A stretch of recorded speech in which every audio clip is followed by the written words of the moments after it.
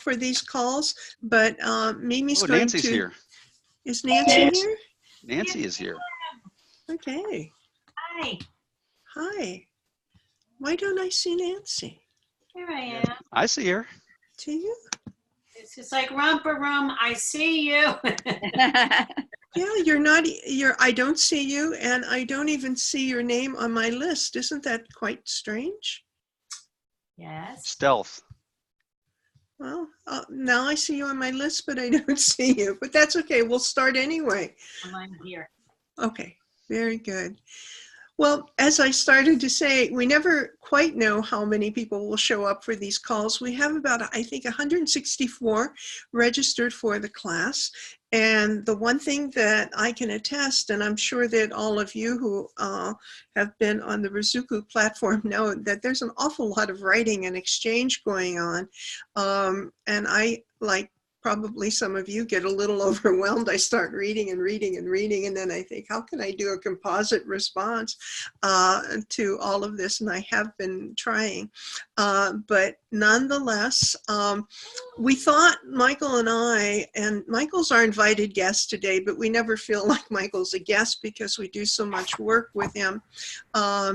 Michael started to talk about compassion integrity training, and it is one of our, for the Charter for Compassion, one of the most important courses that we have been offering. And this will be our second year, I guess, that we'll be offering it. We have a course coming up in January, and you can check the website for that. And so, okay. Now you see Nancy. Now we see Nancy, and somehow that telephone generated your picture. But yeah, we might now ask all of you to turn off your microphones. And then when you want to say something, just you can open them again. But in talking with Michael about today's webinar, you know, we decided that we wanted to hear first from all of you. If you had questions or reflections, I do know that you have lots of reflections. There have been, I think, 3 major questions that have been asked in the general discussion board. And maybe if you're like me, each week as you get involved with Ruzuku, and I've been doing this now well over a year, I find another aspect of the platform and how people are using it. And I know some people find themselves really getting immersed in the platform and not exactly knowing where to put their responses. But again, what we'd like to do is just kind of hear from you. And then I asked Michael if one of the things that we might do is that there's a part of the compassion integrity training, well, many parts of it that deal with neuroscience. And so I think we're going to ask a couple people, yes, to turn off their mics so we don't get the feedback. So that's what we want to accomplish in the next 55 minutes or so. So, you know, and there's always available to you the opportunity to use the chat box. I'm sorry for the little whining here. I didn't even realize my dog was here. And she probably just needs to walk around a little bit. I want to see the dog. Okay, here's the dog. Oh my goodness. I knew I wanted to see the dog. What a cutie. She is cute, and she's going to be 16. Wow. Yeah, so she's a That's very old dog, and she unbelievable. doesn't look like it at all. So I just wanted to again say that there's the chat box that, you know, any of you could be using as we you know, go along, and we just have one message, and Jennifer claiming that she wanted to be the fly on the wall, but now the fly has been posted and we can see it. So you can take advantage of the chat box. And welcome to Reverend Carolyn. Hi, Carolyn. I hope you're, Carolyn used to be in California, and now she's also in New Mexico. So, and we have someone who's just come in on the call, no name, just a number. And I think that we might be able to give you a name if the number's 928, the area code, I think. Yes, correct. Okay, who are you? My name is Debbie Brockner. Hi, Debbie. Ah, Hi. hi. We see your name on the screen in another box. I think maybe you were trying to get in Oh, right. via Okay. computer or something too. Yeah. Yeah, I tried a couple of different ways. I finally got through. Okay, great. Where are You're you welcome. from, Debbie? Arizona. Arizona. Okay, great.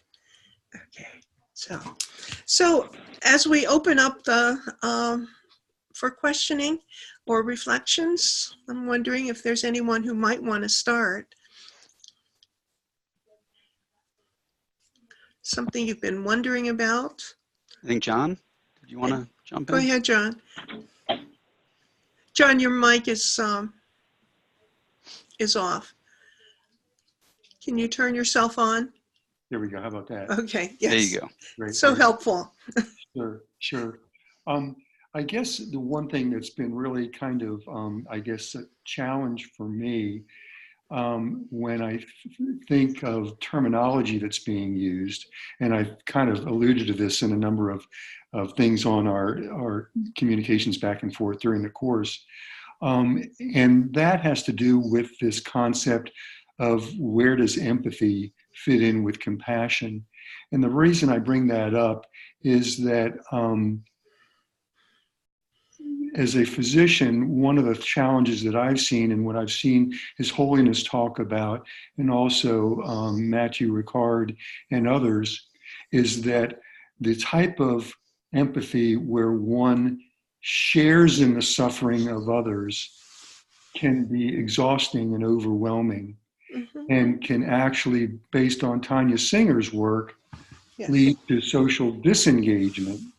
And as a physician, I see it also as contributing significantly to burnout among clergy, among social workers, among physicians and whatnot.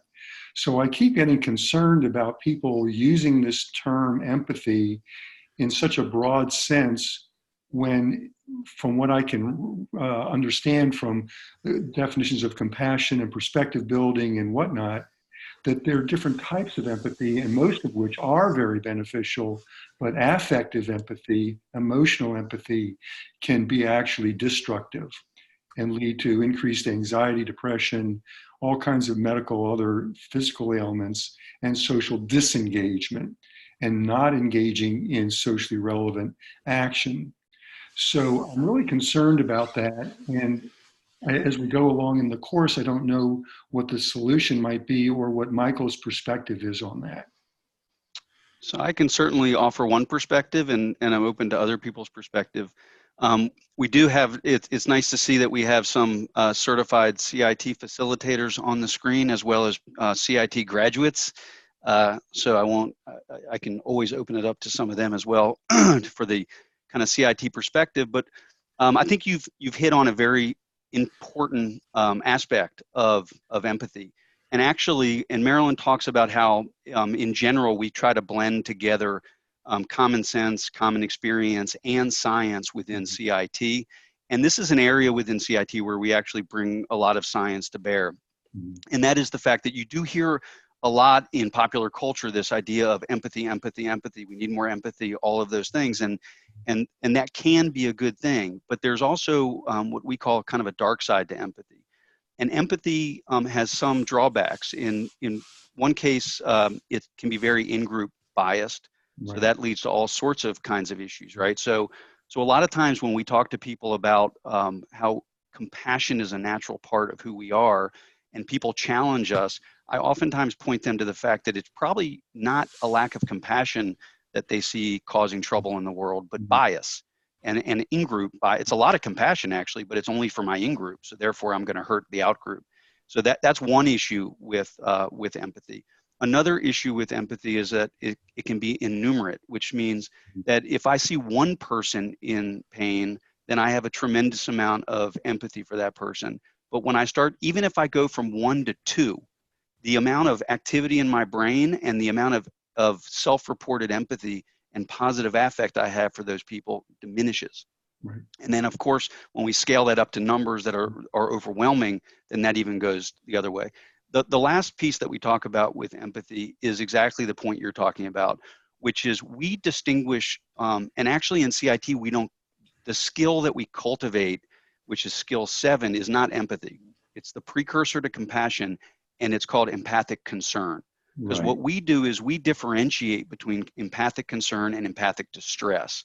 And what you're very nicely articulating is the issue with empathic distress.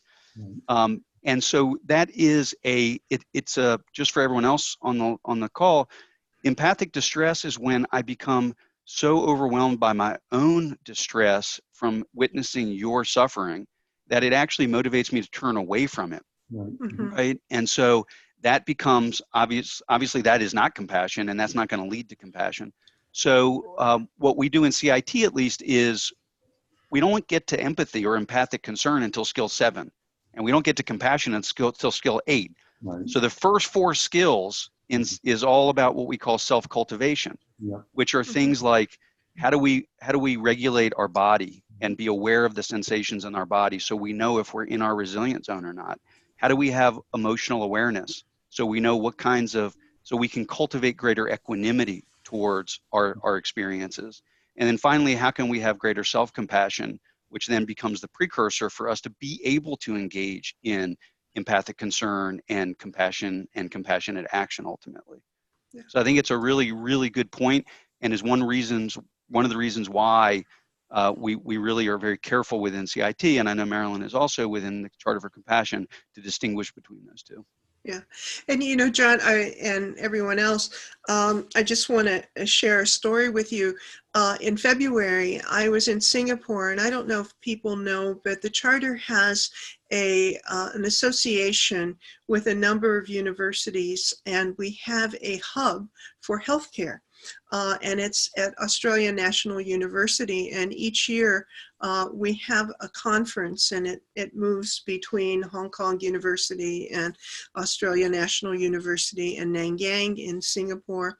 And so we had this meeting in Singapore, and we had a physicians panel, and there were 6 physicians talking basically about how they interact with patients, how empathy drives them to compassion, which was really kind of it was very interesting because it really wasn't empathy driving them to compassion, but that's a whole other thing.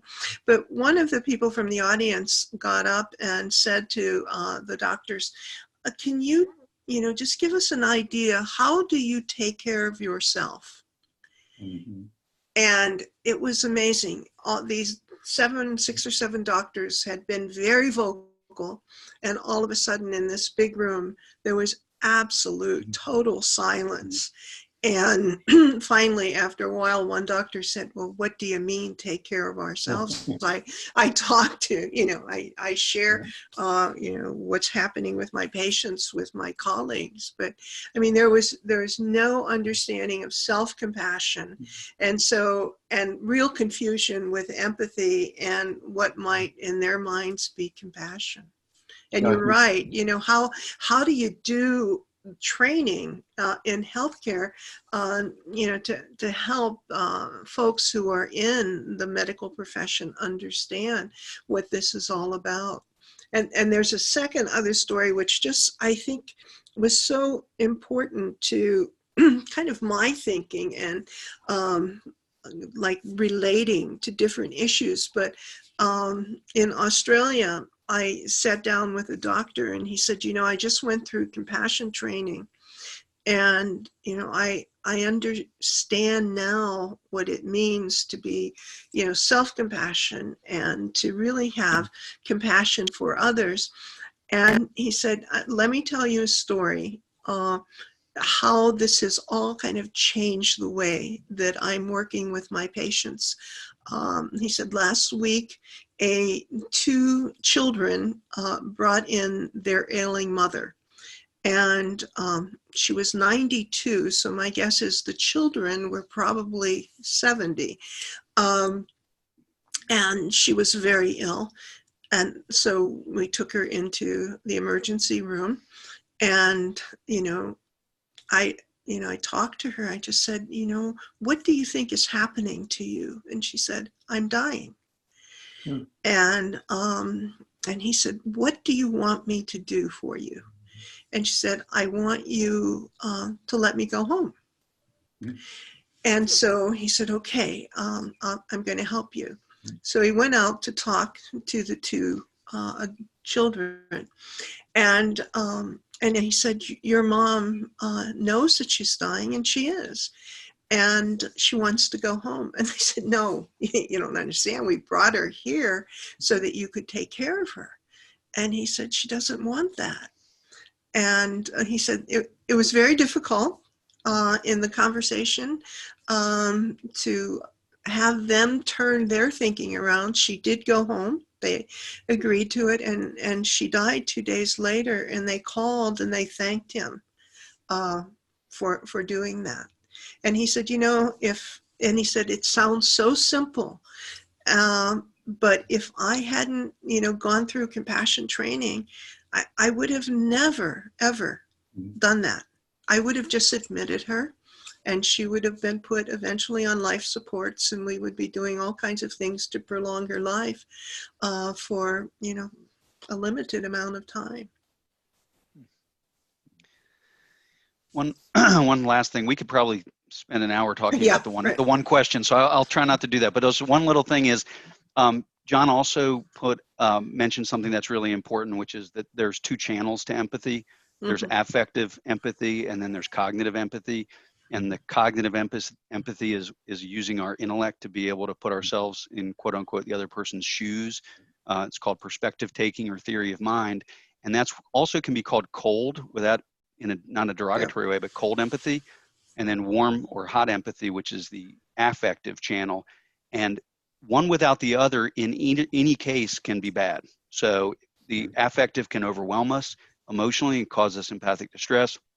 And if we have perspective taking and theory of mind without any affective resonance with the person we're doing this with, then we can become a psychopath, basically, or that would be a good definition of a psychopath, because they understand the other person intimately but have no affect. Jenny, I think you had your hand up, and then maybe Nancy. Oh yeah, just before we move along, Yeah. This question is very interesting to me, John, because I teach compassion, fatigue, and burnout to docs at the Integrated Healthcare Symposium for a couple of years now. And what they tell me is they get caught between compassion, which they get is the action part, and they say, I'm doing that. I do that when I give them, my best treatment protocol. The empathy piece, feeling those persons' feelings, they try to cut off from, which gets, because they don't want to feel it too much, or they won't be able to go through their business.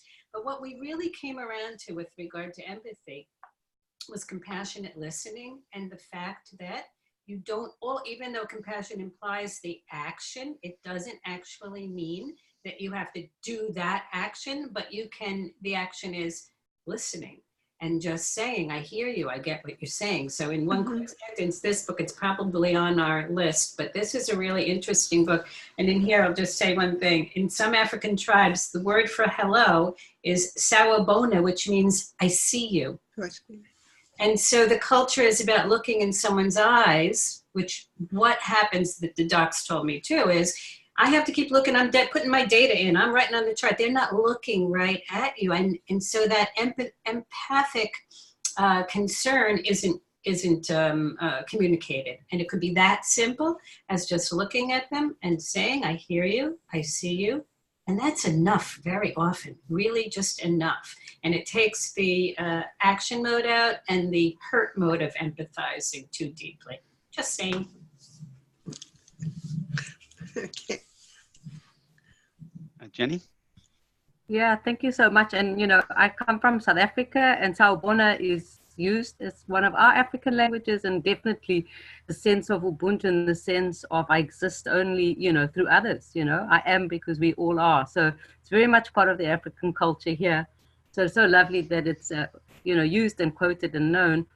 I just wanted to share my experience, what I have managed to kind of read, and I think it's helping me not so much cognitively to understand, but experientially to understand where I get triggered and not. Is, you know, this whole notion of stepping, you know, into someone's shoes. The reason I've suffered from empathic distress is that I get triggered because I put myself in there, and then it's Jenny's feelings in someone else's shoes. And I've just realized that it's actually about putting yourself in someone else's shoes in the sense of getting to know their perspective. Oh gosh. And that's a very different thing, you know, emotionally. Is that right? Is that helpful? Because for me, that's very helpful, because then I'm really, you know, able to feel from someone else's perspective. That's it's me in someone else's shoes. It's me getting in their shoes to see how they understand life. And there, you know, I am not so triggered by my own pain and my own whatever. I can relate so much with my heart, you know, and I always have a natural urge to help, and there I can go. So I don't know if that makes sense, and if that's what we kind of being pointed towards. But experientially, that's been new for me, and I actually picked that up somewhere in the course, and that's been very helpful for me. Well, it really reflects perspective consciousness that, you know, what we have to deal with is the way that we experience things and how we think about things. And that's our perspective. And we just assume that other people hold that same perspective. But the perspective is certainly different by way of culture, sometimes even in dealing with the nuances of language. And so, like, for example, in international studies and cultural studies, they do call and refer to this as perspective consciousness. And what we have to do in order to really understand another person is to begin the process of developing what is called alternative perspectives. And really, it's an understanding of delving deep into a culture, and that we all have a perspective of time, for example, that might be a little bit different, a misunderstanding of the use of language sometimes, especially. I remember I've spent a lot of time in India, and during my first trip in language, people would say, "You make too much money in America," and I would be like, what does this really mean? You know, and two is, you know, it doesn't mean the same thing.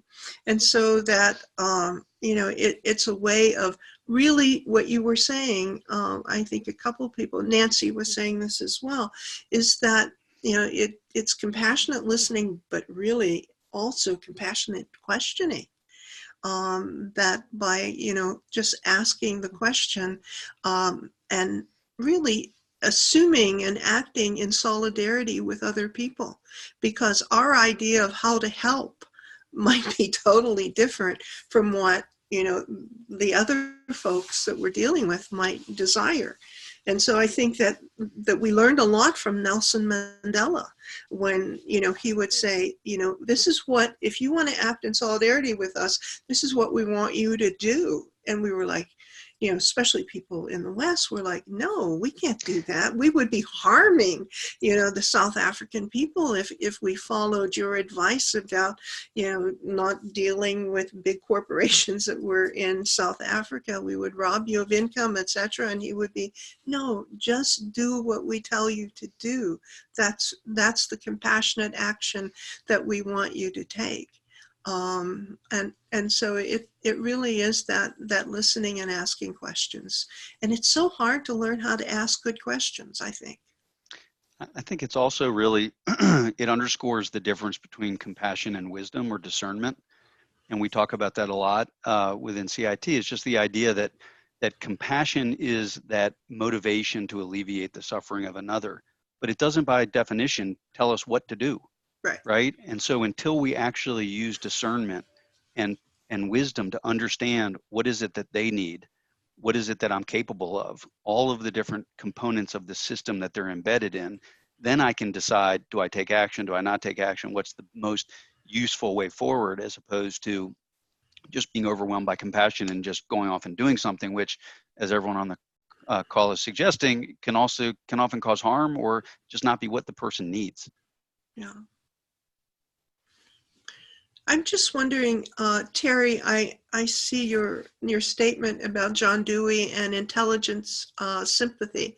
And I'm wondering if you want to just talk about that a little bit. Your mic is off. On, I mean, so you want to take it off. There you go. There I go. Yeah, it's something that's fascinated me for years. I come out of the museum field, and empathy is a big topic there too, but you just can't do empathy. There has to be some kind of bridge.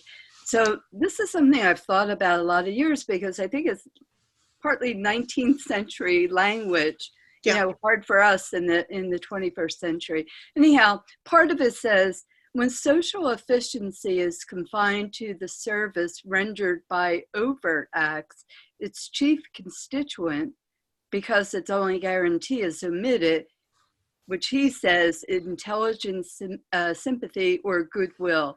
For sympathy as a desirable quality is something more than mere feeling.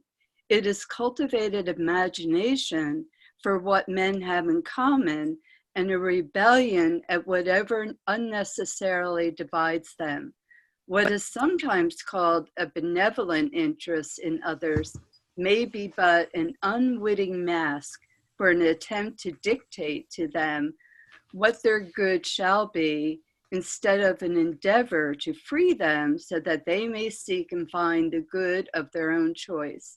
Social efficiency, even social service, are hard and metallic things when severed from an active acknowledgement of the diversity of goods. And then it goes on, but I think you get the point. I mean, I think you all a lot there. It's great. No, it's exactly right. I'm just thinking, Terry, I used to teach philosophy of education, and I'm thinking about those 19-year-olds who were probably reading that and going, oh my God. But no, I think it's right on though. I think, I think he's right on. He's right on with what we're talking about. Yeah. Very good. That's excellent. Thank you. Yeah, that language, I mean, our language has really changed through the years. And that's one of the reasons I tried my hand at putting together that lexicon that's part of the course. And I'm kind of hoping that all of you will add to it and maybe correct it as we go along. And Elaine, you were talking here, well, you didn't talk, you just dropped in the idea of the empathy effect. And I don't know if you wanted to say a little bit more about that. Well, I'm not sure. Is it something I wrote a couple days ago? Because now I'm on to self-compassion and probably behind everybody else just on lesson 2, but I'm learning so much from all of you. So thank you for writing in and commenting. And of course, this course is packed with information and the depth of compassion. I think our society is maturing, but to me, the effect of compassion is just opening the heart and realizing that common humanity. To me, it really is about the common humanity. And I see suffering in a little bit different light. I mean, I know there's deep suffering, but just the challenges, just the day-to-day challenges that we have as human beings in traffic and, trying to find an interesting, healthy meal to cook for, my husband night after night after night after 26 years of marriage, and make it fun and interesting. It's just the daily challenges. And giving ourselves the compassion, but the effect of it is a positive, mental, healthy attitude that is resilient to the negativity that may surround us from time to time in our day-to-day lives. Thank you. You have some agreement here from people shaking their heads. I was just going to comment that on what Elaine said, because I think there's subtle forms of suffering and there's kind of more overt forms of suffering. And I think we all at times experience different levels of each of those.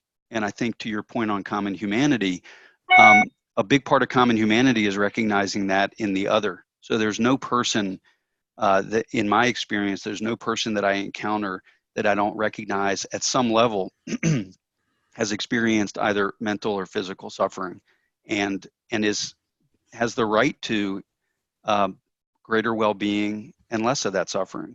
And so from a common humanity perspective, I seek greater well-being and less mental anguish and less suffering in my life. And I know that others do too. And that's something that on a fundamental level unites everybody, and means therefore also that everybody I encounter is worthy of my compassion. So I just wanted to comment on that. Thank you, Elaine. I would And like go ahead, Renee. This may be sounding disjointed, but I will trust the group to be able to maybe tease it together. So in no particular order. One is I just finished the CIT course online, and then I'm a little behind in this course, but I've been kind of in an immersion program, taking as much as possible to take in the offerings here. And I've been trained in some of this work previously at a social justice chaplaincy program at Upaya Zen Center with Joan Halifax. So, Carol Sanger and that kind of work I've been introduced to, and also with some resiliency training. And so in taking the CIT course and this, I've been just delighted to find the work, one, congruent with what else I've been trained in, and two, to see it being expanded out in ways that are really meaningful. And with that said, I think that I'm experiencing, although I've studied this before, that it's very easy, and with pop culture pushing so much, I mean, it's like what we've seen with mindfulness over the last 15, 20 years, we're seeing with empathy and the confusion that that pop culture has, and then I continue to be, working with and sorting out. And my personal work life, I've been the poster child for in the practicum, because I was involved with global development work with super intense, leper villages in India and working in Ethiopia for years. And I've watched myself be a mess and grow out of some of that and still be challenged. And what I feel like is still continuing to need to be emphasized, and I so much appreciate about the CIT course, is one, starting from the body and the personal stability, that these skills are stacked on your personal stability and your own practices. That really teasing apart for yourself, taking that moment of what action to take that would be compassionate, has so much to do with our ability to witness whether we're trying to rescue ourselves or do the compassionate action. And so my example is always, my first trip to India, I realized I was giving rupees to the person on the street so that they would walk away from me, get away from me, so that I could be relieved of my suffering. So I always go back to what is the deepest motivation, and really being the deepest inquiry of am I really trying, is it really for the world or them, or is it for me? And it's easy to mask that. I mean, it's a deeper question. So I am just so in appreciation. I just wanted to say those few things. And then the last thing I wanted to throw in, because I work a lot with younger activist groups, diversity and people of color, and the issue of solidarity versus charity, it's so in the zeitgeist in younger organizing, and just to continually bring that in, how that interfaces with what compassion is and isn't, and challenging myself and how much of my life I've lived in kind of a covert white savior mode and thinking I was more woke, but I probably wasn't. And just continuing to work on how different solidarity might be from charity. And Marilyn, you alluded to that in some of your comments, but I just wanted to loop that back in. So thank you for letting me blabber on, but I'm in a place where I'm so grateful right now, because this work is integrating a lot of my personal work, and I'm rebooting my career, and you guys are all influencing me a lot. So thank you. Thank you, Renee. I'll just make one comment. I don't know if in the course you took, if they mentioned anything about the work we're doing with UNESCO and the Mahatma Gandhi Institute. So for those who don't know, along with the Charter for Compassion, we've been working for, I guess, 8 months now, 6, 7 months now, with with an organization within UNESCO that's focused on bringing social emotional learning to both children and youth, which they identify as 18 to 35-year-olds. And so we've been bringing CIT to that age group and training facilitators. So I only mention that because we have a very concerted effort to work with youth. And so to make sure that you're getting plugged into what we're doing to the extent that you're working with youth as well. So in solidarity. Yeah.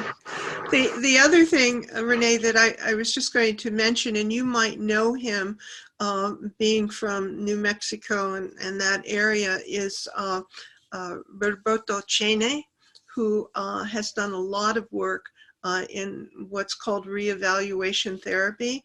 And it's very compassionate work that really underscores the need for our cultural understanding, especially with the people of New Mexico, but it goes way beyond that.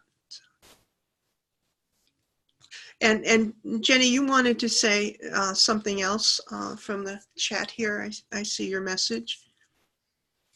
Yeah, I just wanted, hi, thank you. I just wanted to ask around identity. I remember this spark coming into my heart when I heard Sadhguru. I don't know if you've ever seen or heard of him.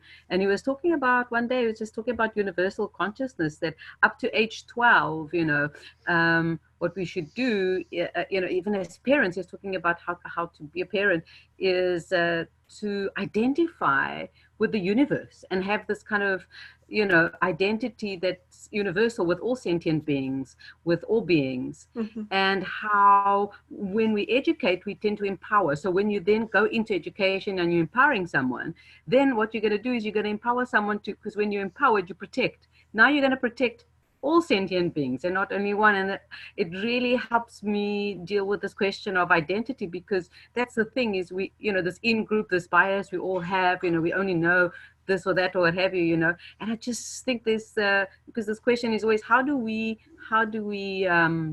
create more compassionate people, or how do we get this across even with the youth and whatever. I also work a lot with the youth in the poorer areas in Cape Town. And I also run a lot of compassion training there, and the kids love it. They love it. They become aware of the kind of the inner dialogue, and when they know that they can soothe themselves and be kind to themselves and others, and it's amazing. But so for me, this question of identity is so crucial. In African culture, the question of identity, there's common humanity. It's just Ubuntu is common humanity, but I'm just thinking on a global scale, yeah. How to bring this in. And I just thought identity is a real key issue. And for me, also the issue of dignity. And I just wanted to add that my own personal circumstances in this country is to experience, people being dehumanized. And that was through taking away their dignity. That they weren't allowed to, if you're a person of color, you had no rights, you were dehumanized. And it's so interesting because now it's at the core of our Constitution. But how do you really bring this into the human element, to integrate human dignity? Because human dignity, for me, is at the heart of common humanity, that we all have this sense of self-worth, sense of self-dignity, and we all deserve to be respected and viewed this way, So for me, that's kind of at the core of the expansions. I just wanted to open up. I mean, I'm saying a lot, but I'm really just also. So can I address that? Yeah. I'll address it, and then we can. So we talk in CIT again. I don't mean to be the broken record, referring back to CIT, but we stack these skills, and we talked before about how we first start with self-compassion, so we have that stable base. After self-compassion, the very first skill we move into is impartiality and common humanity. Because then we're going to start looking at forgiveness and gratitude and empathic concern and compassion and all that. Before we want to really cultivate those skills, we want to make sure that we're seeing the world in a much more level way, right? Mm-hmm. What oftentimes with these skills, the problem is we have evolution fighting against us. Yeah. The idea is that really my genes are all about being passed on to the next generation, and it couldn't give a hoot about whether I'm happy, whether I'm kind, whether I am, any of those things. Although some of those things can serve its purpose of passing me on to the next generation, the fact is really it doesn't matter if I'm distorting reality, any of those things. So what happens is, when I was many thousands of years ago living on the savannah in a very small group, it was really critical that I knew who my in-group was, who I knew, and I had to exaggerate the out-group because it was my very survival dependent on it. And I needed to be part of a group, which is actually a very positive thing, because that is what drives our physiology towards needing others, towards being compassionate, towards needing kindness and giving kindness, all of those things.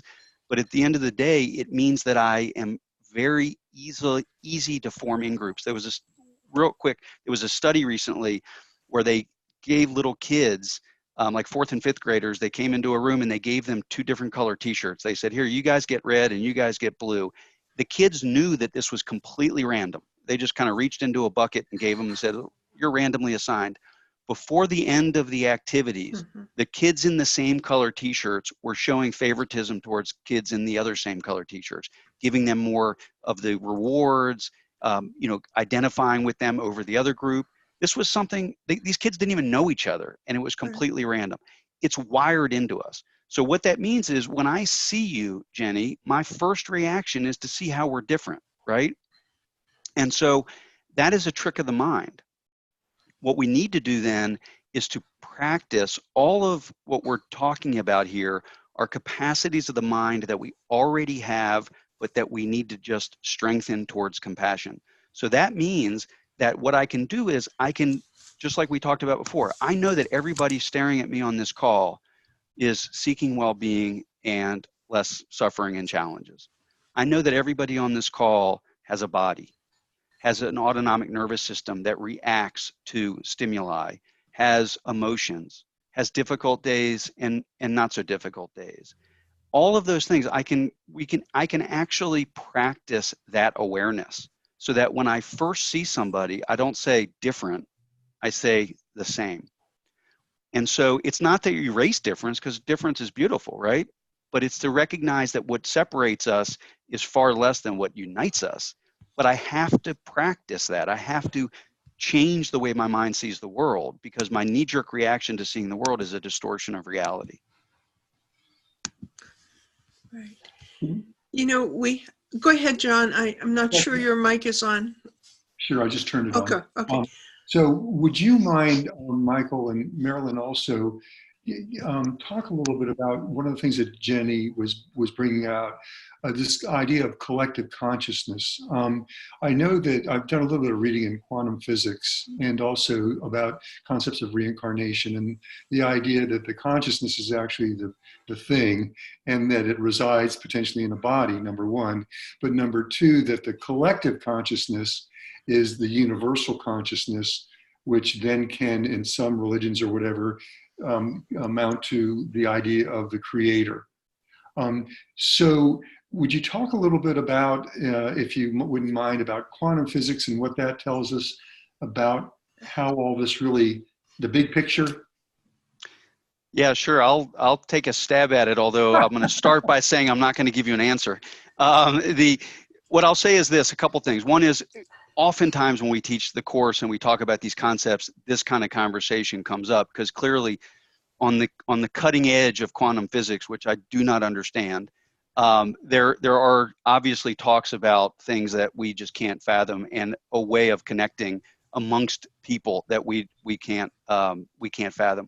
What we do in CIT is we're based on what we call secular ethics. So in secular ethics, everything is grounded in something that can be relied upon for common sense, common experience, and science.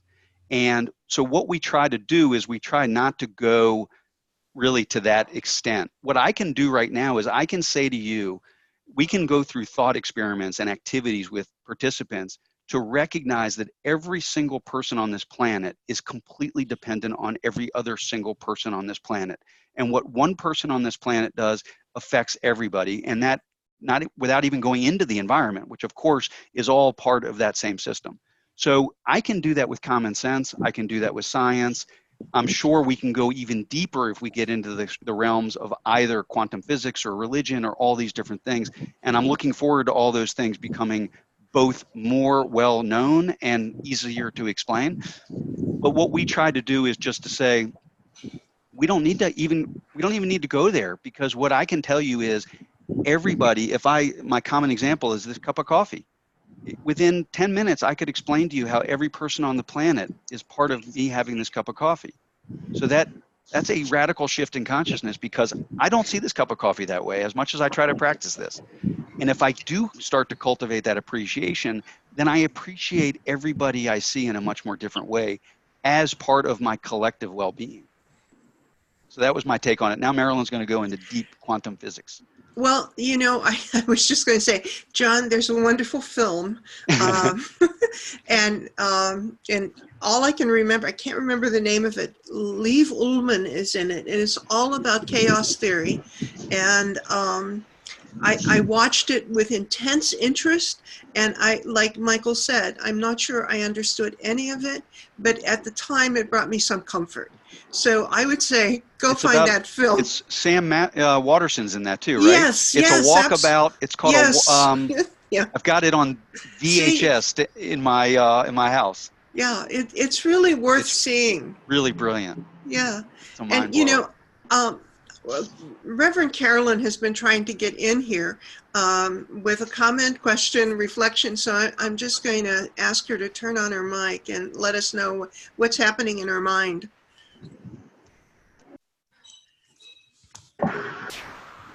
Well, I've almost changed what I was going to say based on what you've just said. Feeling a little flustered, quite honestly.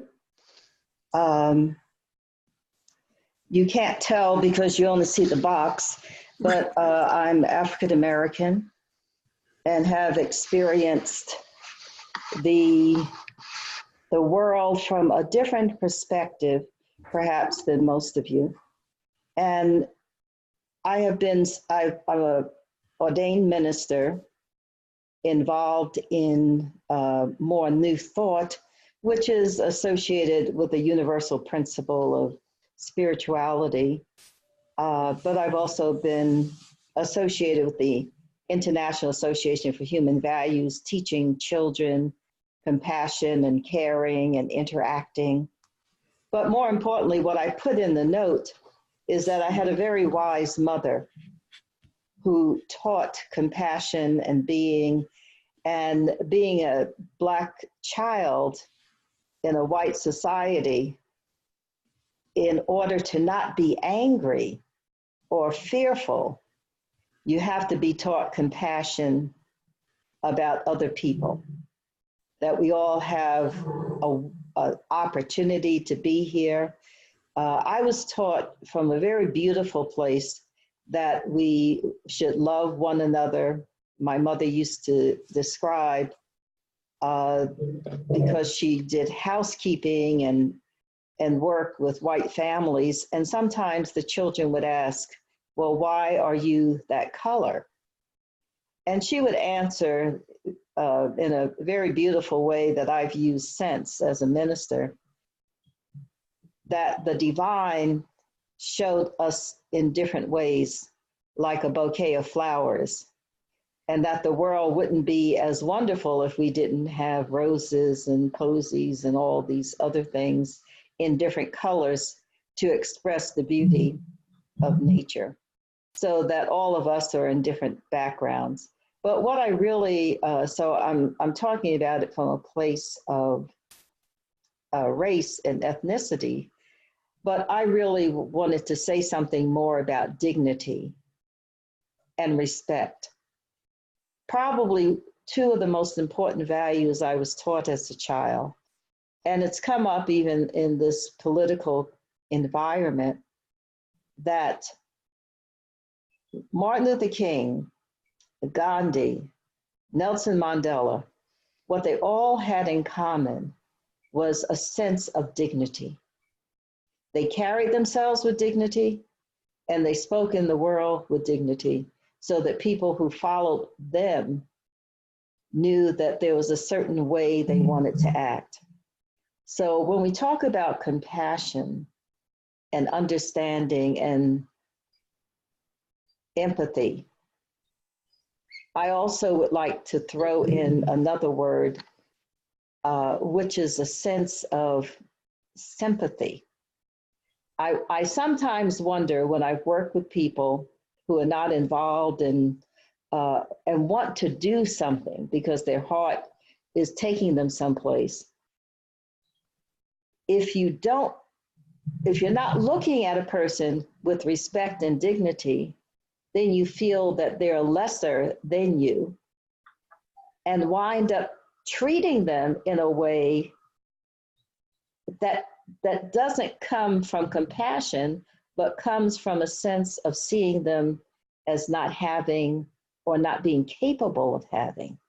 So I encourage us to have a broader conversation, because I have witnessed this time and time again, people with a great interest in doing good, but not coming from a place of human dignity and respect.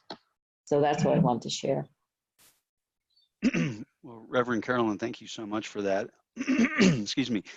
One of the things that it just brings to mind, you know, that idea of dignity and respect is so crucial. And I know we do a lot of work in both men's and women's prisons, and we do work with people who are experiencing homelessness and things of that nature. And in many cases, particularly working with incarcerated individuals, the fact that you're treating them like a human being, the fact that you are showing them dignity and respect, and are not only there to try to teach, but there to learn. The amount that I have personally learned in those environments is unbelievable. And we've had the privilege to continue to work with people after they've come out of that situation, and it's been remarkable. But it's just transformative when people say, in this environment, I don't feel any dignity. I'm not treated as a full human being. And to have other people treat me with that dignity is just the most compassionate thing you can do. I was going to say, Michael, I know that I had asked you to do something with CIT, and we have only about 5 minutes left. And I am still trying to arrange for the last webinar. And so I just want to encourage people to you keep watching. We'll plug it right into the last activities so that you'll be able to know when it's going to happen. I've been trying to talk with Derek Kiltner to join us, and he's traveling and has kind of a complex schedule at this point, but I'll let you know what's going to happen. But Michael, do you want to say something in these last minutes? We still have a bunch of chat possibilities here, but we're not going to be able to. I mean, I'll say 2 minutes on, instead of the presentation I was going to give, I'll say just 2 minutes, just as an example of the kind of thing we're talking about. So we start, as we talked about, with an awareness of the body. It's a skill, and actually, if you don't mind, maybe I will just share the list of skills because I keep referring to them. That would be okay. Let's see. So,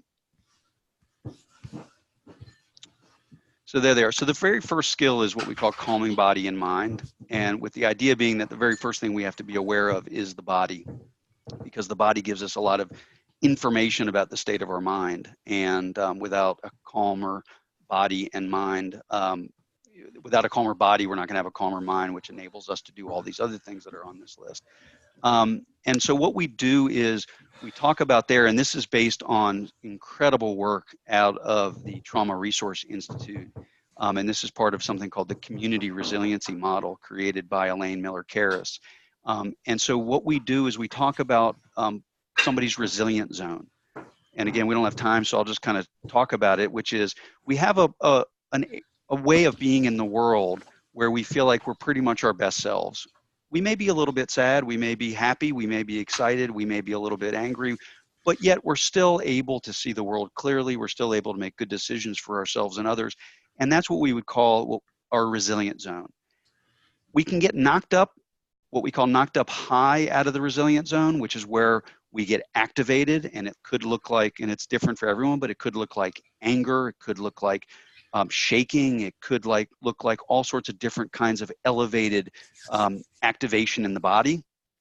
And there, we're not thinking so clearly, and we've kind of lost control. We can also go get knocked down low, where we are not just a little bit sad, but maybe we're feeling disconnected, numb, depressed, and we're outside of what we would call our resilient zone. What we do in skill 1 is we then look at how that relates to the body, and particularly the brain. And this is connected to our autonomic nervous system. And so we go into a lot more detail on this, but basically the autonomic nervous system acts as either an accelerator or a brake for those functions in the body that we don't control. And so if we slam down on that accelerator, our blood pressure goes up, our pupils dilate, our heart rate increases, cortisol and adrenaline start flowing through the body. And this is all a healthy thing if we are being attacked, if we need to fight or flight. But oftentimes we get activated in that way when we are not facing those kinds of situations. And that is when we would be considered to be knocked up high. We can also have a slamming on of the brake or the parasympathetic nervous system, where we start to, blood pressure comes down, our heart rate goes down, our affect goes down. And again, it could be great if we're in our resilient zone, but it can also get us stuck. And so what we try to do, like we do with many of the skills, is we kind of relate this particular skill and our very intuitive experience of the world. We've rarely had anyone who said, I've never been outside of my resilient zone. I've only lived in my resilient zone. So people experience that, and then when they understand how that connects to the mind and the brain and the nervous system, it helps explain that a little bit. And then we talk about skills that we can use to both increase and widen our resilient zone so we can handle more and more challenging situations, but also how to return to it, because we're always going to have something that'll knock us up, knock us down. And then the question is, how do we return to it a little bit more gracefully and a little bit more quickly? And again, it's rooted in the science of the brain, but these are skills that anybody can use. So I was going to go into a little bit more detail, but we can hopefully another time. And like you mentioned, we have 2 courses. We have 1 course, but it's got 2 cohorts coming up in January. And then we'll, of course, be offering it. And our goal is to have trained, which we already are starting to meet this goal, but have trained facilitators in a lot of compassionate cities who can then bring this work on the ground. So. Right. Well, thank you all, and especially Michael for taking time today to be with us in dialogue, and for everyone who shared both on the chat box and the words that we shared with everyone. And we'll be doing this again real soon. And, someone sent me an email this morning, and as I was reading it, it disappeared. And I don't know if that person is on here, but it was talking about Compassionate Listening Project. And I got to the first 2 paragraphs. So if you're on here and you sent me that email, please send it again so that I can respond, but finish reading it as well. So have a good... Can I say one thing? Go ahead, yes. And that's just, first of all, thank you and thank everybody. But I've noticed there's been some people private chatting me throughout the course, and I have not been able to look at it. So what I've just done is put my email address in the chat box. So if people would like to reach out to me, please contact me. And you can also reach out to Jennifer, which is jennifer.valtos@life.edu. One or the other of us can definitely. She just put it in there. And just a reminder that you can download everything that's in the chat box. And so just at the very bottom where the message box is, you'll see 3 dots. And if you, you'll save it, and you'll have it. It'll be yours. So thank you all. Have a good weekend. And if you have any questions about the course, I know a lot of people have been emailing me privately as well as sending, their responses via Rizuku. Please continue to do that, and I will promise to try and keep up with you. Thanks so much, everyone. Thank you, everyone. Bye. Bye. Thank you. Bye-bye.